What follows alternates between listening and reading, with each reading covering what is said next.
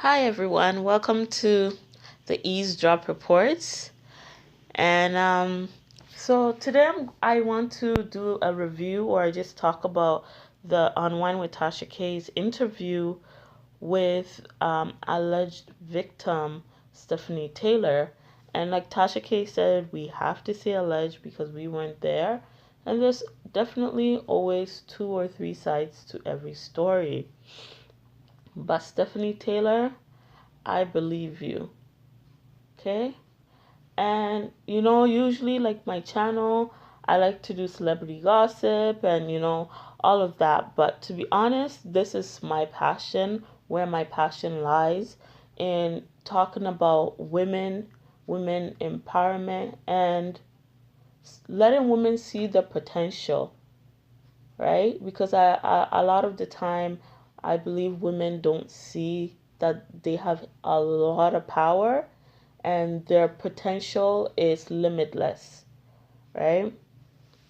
So I just want to pretty much clear up some things. Like I'm going to do another video on really what my thoughts are on the interview, but this video is more like to clear up some things I was seeing in the comment section, and also just like people who have done like reviews videos of this particular interview, and just like the common misconceptions out there in regards to rape allegations or anything like that.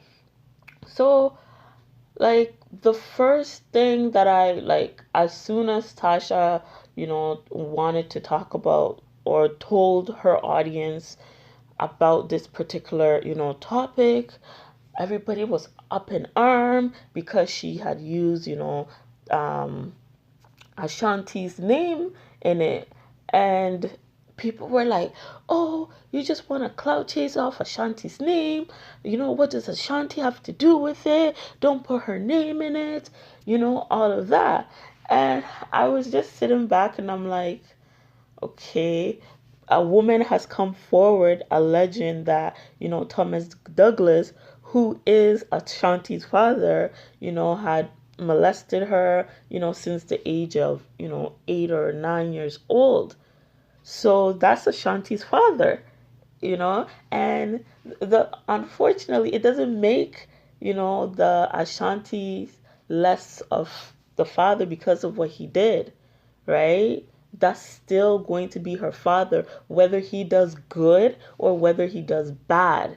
Like it's still going to be her father. So I understand in the sense where no, Ashanti had absolutely nothing to do with what her father did, and let's make that very clear. She had nothing to do with what he did at that time. She wasn't even born at that particular time that these allegations that Stephanie is alleging went on. Okay, so that's 100%, and everybody knows that or should know that she had nothing to do with it, and I believe she wasn't even born at that time.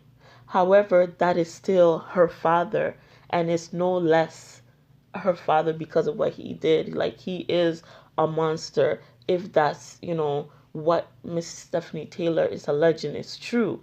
Okay? But what also comes into mind is when Ashanti knew about this, because Miss Stephanie Taylor does talk about it, what did she do? Right? And that's, I believe, the reason why, not only because it's Ashanti who's the famous singer, but what did she do when she found about it? Because Stephanie Taylor does detail about the fact that she did tell Ashanti that, this is what your father did to me. And her response was actually shocking, or, what she went about in doing was very shocking.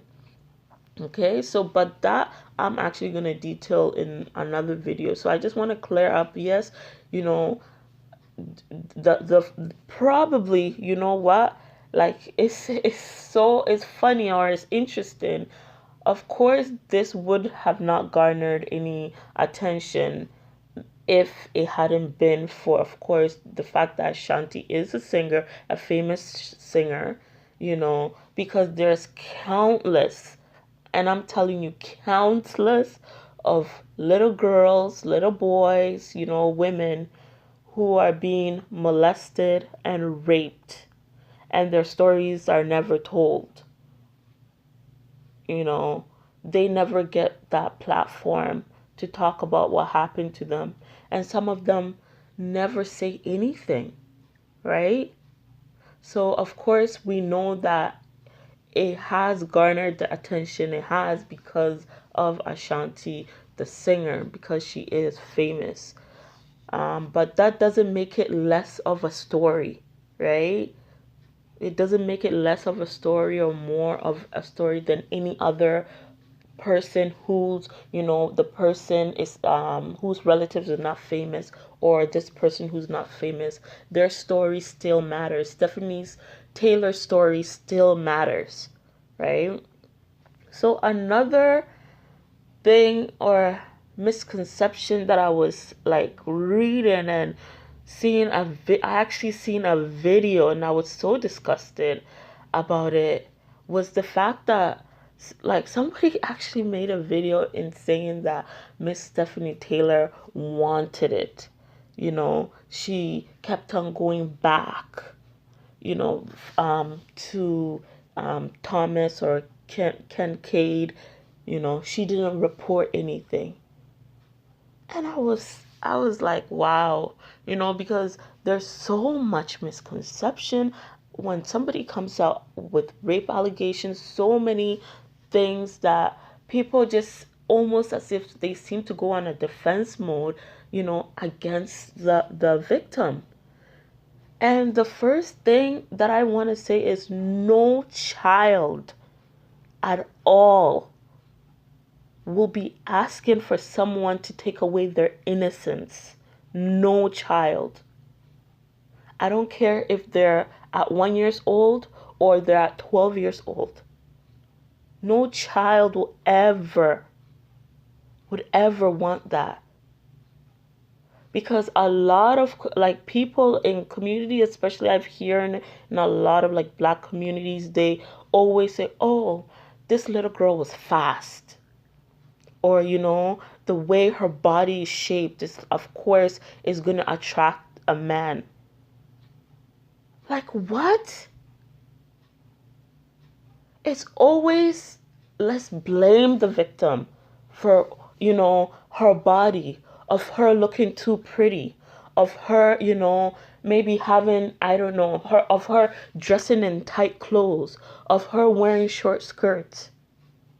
But it's never, let's blame the actual person, the molester, the the person who raped this young girl. It's never that. But it's always, what did she do in order for her to be raped? And a lot of time you don't have to do nothing. Nothing, absolutely nothing, for you to be raped, for you to be molested. But it's that person's sick mind. It's all about the fact that that person wants to take power and control your innocence away. The fact that they can't control you. They've used this rape, this molestation to be able to control that person. No child would ever want that. And in going back to Stephanie's story, it seems as if because her parents trusted, Kincaid and Tina so much, that she also automatically trusted them, right? It's like, because they said, oh, they're going to take care of her, they're going to protect her. So she children are like that. Once your mom, your dad trusts someone, you automatically trust someone too. And it's just that innocence and naiveness of children. And like, there's so many girls and little boys whose innocence are taken away because of that. No, she was not a whore at 12 years old. She was not fast at 8 years old. Why is it always what did the victim do in order to be molested, to be raped, to be abused? It's so sickening to, hear that type of, talk from people. And I'm going to detail about that in the next video, why I think people are so quick, especially when it comes to female victims. It's always like, oh, she did something to attract this person. She was wearing a short skirt. She was walking so late in the night. No, nobody has the right to take your innocence away, to come for your body when you don't want it, regardless of what age. And it's very sad when, of course, the victims are not believed, because, and it's almost like it's a catch-22. That's another, thing that's out there, and I've seen a lot of people, oh, why didn't she come out and, talk about it? At that time, this happened to her in the 70s, and she's holding it all off. Would you have believed her at that time? And do you even believe her now? It's like the people always say, oh, how come 20, 30 years they've been harboring this? How come they never said anything? A lot of people are shushed when they talk about somebody raping them or molesting them. And then when they come out and talk, it's like they're being asked questions and being probed and being investigated, not because necessarily the person believes them, but because they want to, for the victim to talk so that they can catch them in a lie. Right?